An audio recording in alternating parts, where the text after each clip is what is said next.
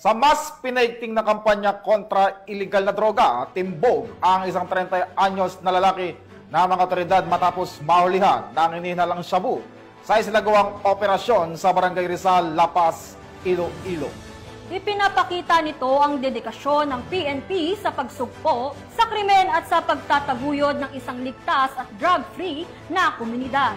Katuwang ang mamamayan sa pagpapanatili ng kapayapaan at kaayusan. Alamin ang buong detalye ng report mula kay Patrolwoman Justin May Halores. Sa patuloy na kampanya ng kapulisan laban sa iligal na droga, isang buy-bust operation ang matagumpay na ikinasa ng Iloilo City Police Station 8 nito lamang 8 ng Hulyo taong kasalukuyan. Sa naturang operasyon, isang 30 anyos na lalaki na kinilalang si alias Andre, residente ng Barangay Rizal, La Paz, Iloilo, ang naaresto matapos na mahulihan ng hinihinalang shabu. Ayon kay Police Captain Lester Oliveros, officer in charge ng nasabing istasyon, 3 linggong minanmanan si alias Andre dahil sa natanggap na ulat hinggil sa kanyang pagkakasangkot sa bintahan ng iligal na droga. Nang makumpirma ang impormasyon, agad na isinagawa ang buy-bust operation na nauwi sa matagumpay na pagkakadakip sa sospek.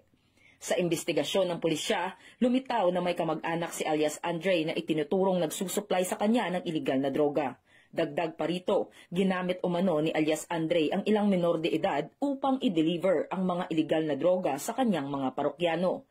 Nasabat sa operasyon ang mga hinihinalang shabu na tinatayang nagkakahalaga ng 88,000 pesos, kasama ang buy-bust money at ilan pang non-drug items.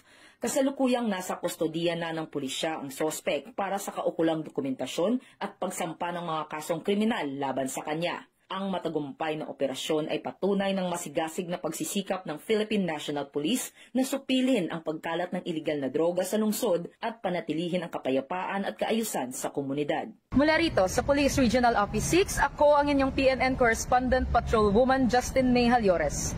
Alagad ng batas, tagataguyod ng Balitang Pulis.